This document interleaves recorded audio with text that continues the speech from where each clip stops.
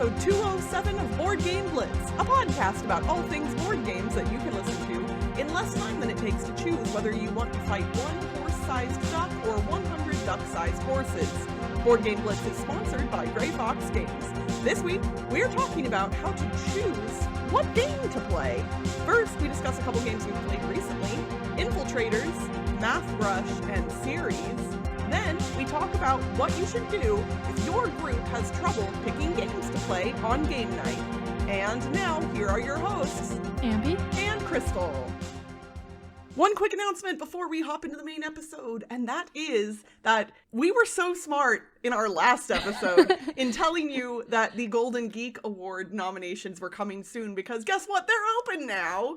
And if you love Board Game Blitz and you want to see us get nominated for a Golden Geek Award for Best Podcast, you can go nominate us. The link to do that will be in the show notes, but if you're a Board Game Geek user, if you go to the Board Game Geek homepage, there's usually going to be a place right there where you can click, and you can not only vote for us as your favorite podcast, but you can vote for all your favorite games from the past year as well. So make sure the games that you love get some recognition. So yeah, head over to Board Game Geek, and if you wanted to put our name in the hat to get us nominated, we would really appreciate that. Yep, and our name is Board Game Blitz. That is our name. There's a lot of board game something that start with board game, yeah. It's funny, when we were creating the name of the podcast, now almost 9 years ago, we did consider that, but like, it is good to have people look at the name of your podcast and know what it's about. So yeah. I figure we were fine in that regard. And there weren't as many podcasts out there that had. That's true. Really, like, it's funny, we thought there were a lot, but compared to now, oh my gosh, it's like wild. Recently, I got to play a new game that's not out yet in the US called Infiltraitors. This is Infiltraitors with Traitors, so like a traitor. Oh, so clever. Yeah. But I bought this game in Taiwan, and I think Pandasaurus is picking it up and bringing it to the US in Q3. That's what I read on a forum. So we bought it because it's like, ooh, we could get it in Taiwan and play it early. But the reason I wanted to do this is because Infiltrators is a cooperative deduction card game. And I love cooperative games and deduction games. So I was like, yes, I need to play this. So Infiltrators, it's designed by John Keane and Liam Keane, published by Broadway Toys, and then Pandasaurus Games is bringing it to the US. It's 2 to 5 players. It's mission based, so it's kind of like The Crew, where it's cooperative with missions that have like different rules each mission, but it's a deduction game instead of trick taking, which is what I like.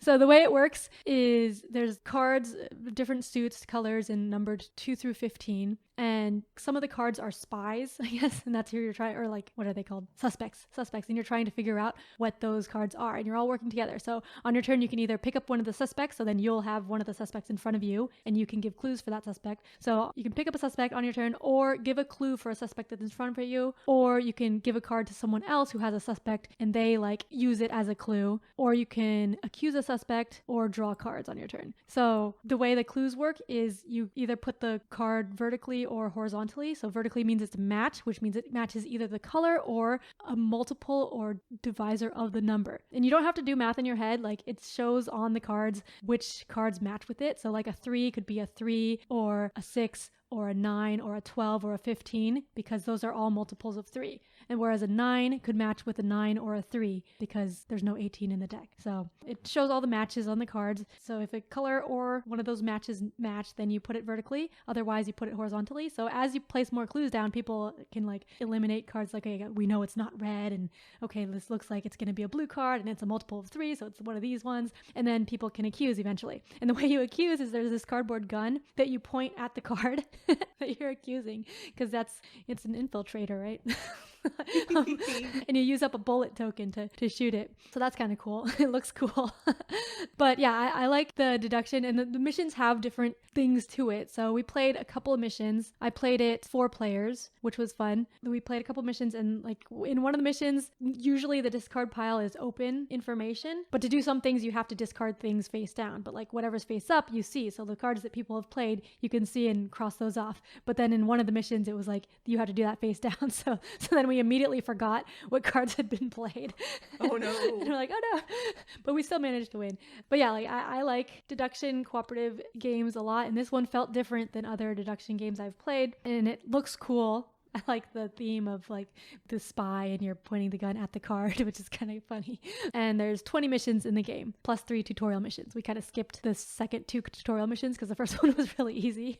So yeah, that's Infiltraitors, which is, I think, coming to the US later this year. That sounds really neat. I definitely want to try it. Yeah, that's what I thought. Like, I heard about it first on Cardboard East YouTube channel. Jay, the host of that channel, used to live in Taiwan, and so he talks about games from Asia. And so it was like that was one of the top games that came out last year. And so I was like, oh, that's immediately on my want to play list. And then another game I want to talk about is Math Rush, which I got as a review copy from Genius Games. So this is designed by John Calveu and Steve Schlepphorst. I got the version Math Rush Addition and Subtraction, but there's also other versions. There's multiplication and exponents, and there's fractions, decimals, and percents. So this is a math game.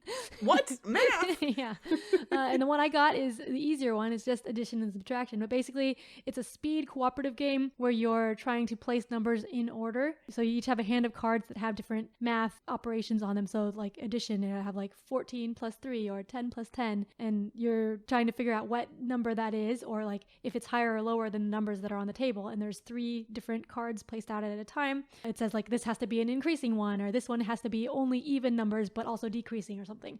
So you place cards down there and you're trying to fulfill the goals because it needs to be like X number of cards placed down for you to finish it. And you're working together, just doing it real time, placing cards down as you have them. And that's it. If you get it wrong, then you don't get points for that, but you're getting points if you complete the goals. I played it multiplayer and solo, because there's a solo mode. I actually streamed it solo on stream. I didn't do very well.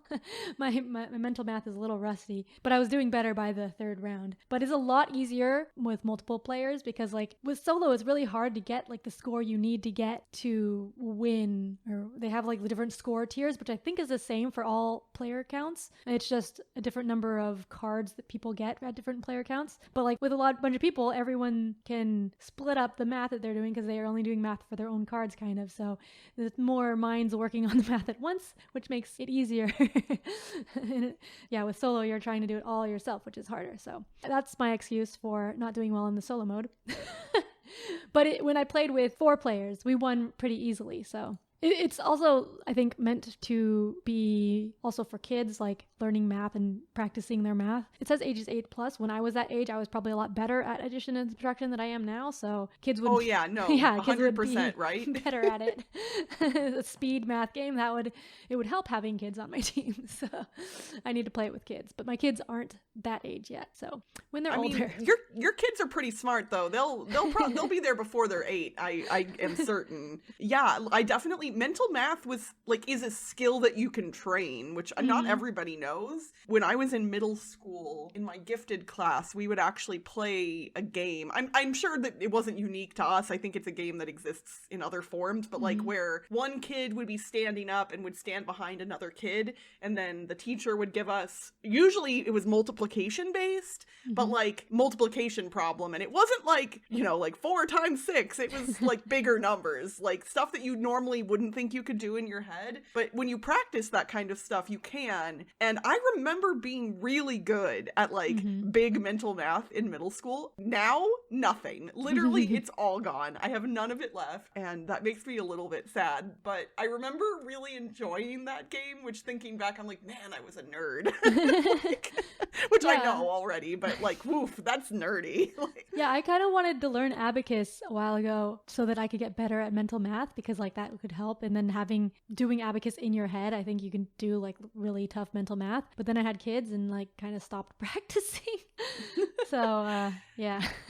It's funny, I've actually never looked into how an abacus works. Like, I don't know how abacuses function. Because, yeah, I remember specifically the type of mental math that I knew, I assume there are multiple types, was like, if you get 26 times 34, then you multiply 20 times 30, and then 6 times 4, and then you add those together. And that usually you can do way more quickly. Yeah, that's how an abacus does it. Is it? Okay. Yeah, like, I figured maybe, but I, didn't know. So that was Math Rush. And then plus some extra math talk. Yay, math! All right. I recently got a game to the table that I had backed on Kickstarter a little while back, and it shipped to me a few months ago, and I just hadn't been able to get it to the table quite yet. And that is Ceres from Artipia Games, designed by Gustav Sundstrom. Artipia Games also publishes The Pursuit of Happiness, which is one of my favorite worker placement games. So when I saw that they were making a worker placement game set in space, which is one of my favorite themes, I backed that Kickstarter back when it was running. And just to be clear, Ceres is not like a TV series. It is the Dwarf Planet series, Ceres. I don't even know if I'm actually pronouncing it right. I am just going to keep calling it Ceres, and we'll just deal with that. So, in this game, the theme basically is that Mars has been colonized, and there are all of these companies that are mining the asteroid belt that is near there, and Ceres is a dwarf planet that is kind of in the midst of the asteroid belt, and so it's kind of become a base of operations for all of these different mining companies that are going to be mining asteroids in the area. The game is played over 3 rounds that represent 3 years. What's neat about this game is, unlike a lot of worker placement games where you're just given a set amount of workers and then you place those out and then that's it, there's kind of 2 different types of workers that you have available to you, and one of them is your private supply of leaders that you can place out onto the board, and the other is a supply of color-based workers who are kind of living in the living quarters of the station that you can recruit to do different actions for you. So when it comes to your turn, you can place one of your 5 leader tokens onto specific spaces on the board to complete certain actions, or you can actually pull one of the little spacemen. I'm going to keep calling them spacemen, even though that's not the official term, but they look like little, guys in spacesuits. You can grab one of those guys, and depending on what color it is, you can place those onto cards in your tableau. And assuming that the spaceman you grabbed matches the card color, you can complete the action on that card using that spaceman. So there's more pieces available to you than I think there normally would be in a worker placement game, but those ones that are out in the living quarters are available to anyone, and there's a limited supply of the different colors. There are some extras that show up each round, but those are randomized, so you kind of have to keep an eye on what cards your opponents have in front of them, because if a bunch of people have extra red cards and there's only a certain number of those little red spacemen available, and you have a red card that you want to activate this round, then you kind of have to decide, you might have other actions that you want to do first, but those red spacemen might run out, and there won't be another way to activate those cards. I have to say that one thing is that the board is filled with iconography, and it is not immediately intuitive. It actually it doesn't look anything like Pursuit of Happiness, but it kind of is reminiscent to me of when I first learned Pursuit of Happiness, that there are things on the cards and on the board that you're like, I don't remember what that means right away. But then once you pick it up, it's not too bad. It's not the worst as far as iconography goes, but some of the icons are a little hard to remember what they actually mean. So some of the things that you can do on the board, you can launch one of your scouts out into the asteroid belt to place it out in the belt to gather resources for you. You can increase your skills in how, you can give yourself special abilities when you complete special actions. You can grab new cards for your tableau. You can pick up cards that will give you some really big points for endgame scoring. And one of the coolest things is all of those places on the board have a limited number of spaces that you can place leader tokens, and that is determined by the number of players in the game. But almost all of the actions on the board have another place on the board where you can pay something extra to do other actions that are on other places of the board. So specifically, there's a council that you can gain influence cubes in, and a lot of the actions in that council are actions from other parts of the board. So if all of the spaces in one area have already been filled, rather than you just being kind of out of luck, there are often other places you can put a token. Maybe you have to spend a little extra something like an influence cube, but then you can do that action you wanted to do even though all the spaces for it were already filled. So this didn't feel like one of those worker placement games where you're just like, oh my gosh, they took the thing I wanted to go to and now there's nothing for me to do. Like, it almost always felt like there were things that you could do. It didn't feel limiting, but it still felt tight because of like the spacemen and whether you want like putting your leader tokens out versus grabbing the spacemen before other people grab them. It's a really delicate dance, and having to choose which actions you do first and also what spaces are going to be available, what resources are going to be available. Like, there's a lot of delicate dancing in that regard that made it really interesting. There's a lot more nuance that I'm not going to get into here, but I will say, like, anytime I play a game that I backed on Kickstarter, I always try and be cognizant of the fact that, like, I think generally people who have sunk money into a thing tend to want to like it more, right? And I really tried to approach this game skeptically, and I honestly was really pleasantly surprised. Like, I didn't expect this game to be bad,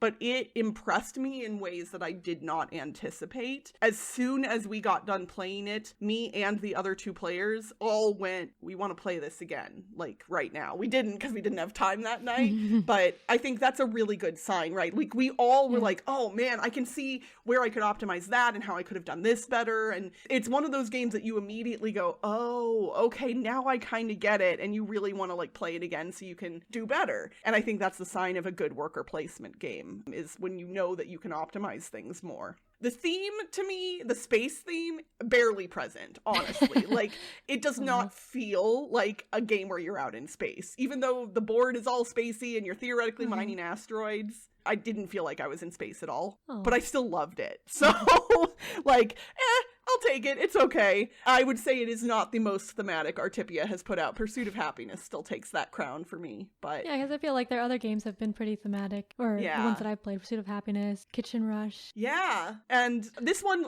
like, the board looks thematic. The artwork is great. Everything is visually, like, aside from, again, the iconography that's a little bit hard to decipher at times. But yeah, I didn't really feel like I was a mining corporation mining asteroids in space. Like, that did not, but it was a worker placement game that I really enjoyed, and so I'll take it, basically. So if you like unique worker placement games, I'd say this is definitely one to look into, and I'm looking forward to playing it more at different player counts in the near future. So that was my first take on Ceres from Artipia Games.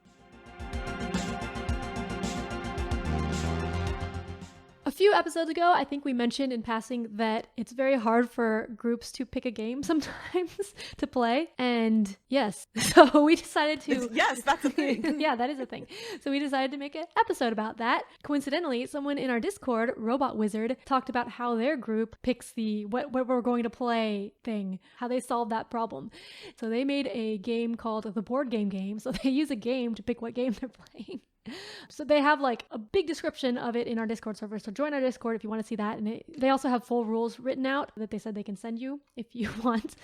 But basically they have their games logged in Board Game Geek, like their collection, and Board Game Stats, the app that I use to log plays and many people use to log plays. And I didn't know this, that Board Game Stats has a random game generator. I didn't know that either before this. Yeah, so you can custom filter your games if you go to the Games tab, and then there's a little die icon in the top right, and it just picks a random game. So they randomly pick a list of 3 games from their collection based on whatever, like, number of players, amount of time, whatever, like, filters. And there's probably other sites that can do this random game generation, but they number the games and then everyone votes on which they want to play secretly. Simultaneous revealer, and the winning game is what they play. So basically voting, but based on random game choices initially, which they said that after using the method the first few times is that they often end up playing games they wouldn't have picked normally, because like picking a random game, it's like, oh, that's not something that that we would be like, oh, I want to play this, right? And they said, I've even been lukewarm on one, but ended up having a great time. And it was a reminder of how fun some of the games are that are buried in our huge collections. That's So really that's neat. cool.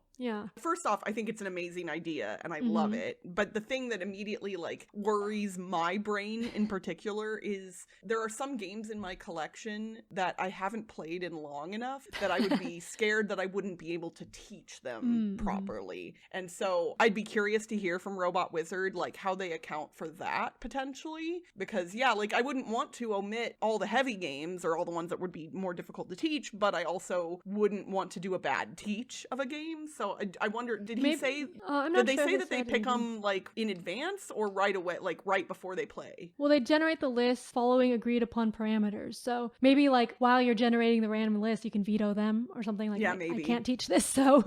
Yeah, that would make sense. Like you can narrow it down to some degree. Yeah. But yeah, I would just try like doing the random thing. I was like, oh, I haven't played that game in a long time. Like just seeing these games like, oh yeah, I forgot I had that. I do have those moments when we pull a game off the shelf that I just haven't played in a while. Even games that I like raved about and played a lot when I first owned them. Like last year at some point we pulled out Quacks of Quedlinburg because one person hadn't played it ever. And the rest of us had played it a ton of times, but we were like, wait, you've never played Quacks of Quedlinburg? Like we had that, you know, that silly moment. And so we pulled it off the shelf and I was just like, man, I still really like this game. Like it can have a runaway leader problem sometimes, but it is still just lots of fun. And yeah, I think especially with some of the games that I kind of tended to like burn myself out on when I first got them, I kind of put them away and don't get them back out for a while. And then when I do get them back out, I often am like, oh yeah, I really do still love this. Yeah, there's a reason I played it a bunch. Yeah, that happened to us with Codenames recently because one of our friends hadn't played Codenames and we're like, oh, let's play Codenames. Like we haven't played it in a couple years and it's still fun. Yeah, I did the same thing like when I started playing Codenames online with people because I hadn't played my physical copy in a long time because I burned myself out on it hard. And yeah, then playing it again, I was like, this is still so fun. Yeah. It really is a winner. So I've never played the board game, and it doesn't sound like you did either. So what do you usually do to pick games? So what's great is we have one person in my game group, Greg, who listens to the podcast. Hi, Greg. Love you. You're the best. Who is like more organized and better at planning things than pretty much anyone else. So what Greg tends to do is kind of take the reins, which I think is super helpful for our particular group, but I know wouldn't obviously work for everyone. But what Greg will often do is like if we set up a game day, he will then send a group text to everybody saying, here are the games that I'm thinking about bringing. And he'll kind of put a big list. And then often I or somebody else will be like, oh, I've really been wanting to try that game or whatever else. And so then he'll bring the games that people mention. Those are typically like newer games that we all want to try that we haven't played before. We as a group sometimes are bad about getting back to old games. Yeah. I think what we tend to do is when we're picking things in advance, we tend to pick the new stuff, right? Because that way people can read rules and learn how to teach them if necessary. Then after we play those new games that we've already pre-selected at game night, then we have that moment of sitting at the table where we're all just like turned around staring at my game shelves going, what should we play now? And sometimes somebody will just notice something or I will just grab something kind of on a whim. But we do have those moments where we really struggle to know like what should we play now, and we don't often have a good solution for choosing. So we're kind of better when we pick stuff up front, I think, but in the moment we often have those moments of, oh gosh, what do we do now? Yeah, we have that a lot now. Nowadays we have weekly game nights. We have a group text where we're like, okay, who's coming? And so we know how many people are coming. And then sometimes some of our friends bring games that they want to play or that they think maybe people might want to play. I don't know. But we don't usually say ahead of time now. It used to be like if there was a bigger game that we wanted to play, we would say like, oh, let's play this one on this date. And then we'd schedule game days for that game or something, but we don't do that anymore because we have kids. Yeah, so now like just for regular game days, we have people come over. Sometimes I have like a review copy that I want to get played. So I'm like, oh, I want to play this. Who wants to play this? Or someone brought a game. One of my friends now works at a publishing company, so like she sometimes has prototypes of games and like so she brings over games that she wants to play. And then sometimes friends have new games that they brought that they want to play. So it's like, okay. And then sometimes we split up, sometimes we don't. And then yeah, we have a lot of the look at our shelves. If no one brought a game that they like specifically want to play, then we're just like, okay, what do you guys want to play? What do you want to play? I don't know. What do you want to play? And no one's like super assertive, so everyone's just like, anything, what? Yeah, that's the problem with being friends with very nice humans is everybody is kind of like, I don't know, what do you want to play? I don't know, what do you want to play? And I have found, though, in those moments that sometimes someone really does just need to make a decision. And what's interesting is sometimes the decision will get vetoed, but you have to make a decision before that can happen. So, like, somebody, if we're staring at my game shelves, somebody might be like, oh, what about, that game? And I'll be like, I don't feel like playing that game. Like, I don't know what I do want to play, but when somebody can name something, then I can be like, not that, not that. I'm not in dinner. The mood. Yeah, it is like choosing dinner. Honestly, it's like, okay, no, I don't feel like Italian food tonight. Like, I don't know what I want, but it's not Italian. Anything but Italian. Right? And that one that you just picked. And also not that either, yeah. Like, you don't know what you want until you hear it, kind of a thing. But I think that is kind of one of the problems of having a large game collection is that, human brains do get overwhelmed when they are presented with too many choices and lock up. Like, that's not just a board game thing, that's a human thing, and it doesn't matter what you're trying to decide on. The more options you're presented with, the harder sometimes it is to choose. So I wonder, this is me thinking off the top of my head, I wonder if, like, in the future, if when we're having that moment in my house in particular, what if I just kind of chose a random cube from my Kallax? Like, I narrowed it down to a single cube, which my games are not sorted by, like, genre or color. Mine are, so it'd be like... Oh, yeah, see, so yours, that'd be a little different for you. We picked the real-time cooperative one. Some of my cubes are slightly grouped. Like, I have a lot of my Asian games kind of all put together, because I always want to know where those ones are. But a lot of the cubes are kind of random, and so I can maybe just pick a cube, and then I could say, okay, someone else, tell me one of the games in this cube you don't want to play, maybe. Like, maybe to narrow it down and just keep going further and further until we only have one game left, and that's the one we're going to play. Yeah. Or if you have, like, the grid of cubes, you can, like, roll dice to get the grid to be what cube it is, and then roll dice to see which game. Yeah. Well, because I've got 2 5x5s, so I have a total of 50 squares, but I could probably eliminate a lot of the squares along the bottom row, because a lot of the games in the bottom row are either specific types of party games or games that are less likely to get ever pulled off the shelf, but they still need to be in my collection, so they just kind of sit down there. But yeah, I like or I could do, like, grid coordinates. Well, it's 5x5, grid coordinates. Yeah, and then just re-roll on a 6 or something. Yeah. And then that square you look at. Yeah. But I think that's the limiting of choices is what helps, like, having new games, and why our group tends to play more new games, because it's like, okay, we brought this new game and that's what we're going to play. We're looking at that. Okay, we'll play that. Whereas looking back at our shelves of old games, it's like, there's too many. With the most recent time we played games, I really wanted to play Infiltraitors because I just got it and I want to play it and talk about it. And so I, like, had it on the table. I'm like, okay, I want to play this. Who wants to play it with me? And so that's how we ended up splitting up. The other group actually played Tichu, which is an older game, but because, like, the people love Tichu, and so they always want to play it whenever there's a chance. So they're like, I'll play Tichu if there's 4 people. And so we ended up splitting up and doing that, which worked out. Yeah, that's awesome. I never get to play Tichu in person. It's so hard to find a total of 4 people that all really want to play Tichu. Yeah. But yeah, I feel like for future ones, if I want to play an old game again, I just, like, take it out and put it on the table or something. And then it'll be up front in people's minds. Yeah. And I think if you are obviously, like, this, the type of game group that you play with can really affect this. But if you're gaming with friends or people that you know relatively well, especially if they're friendly people, which I hope they are if you're gaming with them. Yeah. But, like, I think in a lot of situations, if I were to grab almost any game and say, I really want to play this, then I think the people around me would generally go, okay, let's do it. And I would do the same for them. Like, there have been times where one of my friends brought over a game that I wasn't super keen on playing, but they were excited about. And so I went, yeah, absolutely, let's do it. And kind of like what you mentioned earlier, sometimes that ends up being way more fun than you expect. It's that whole, we've talked at length in past episodes about subverting our own expectations in regard to, like, the type of a game or even even like the way a box looks. Like sometimes things are off-putting for weird ways.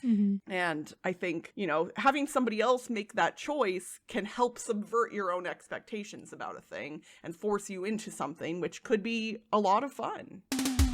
And that's it for this week's Board Game Blitz. Visit our website, boardgameblitz.com, for more content and links.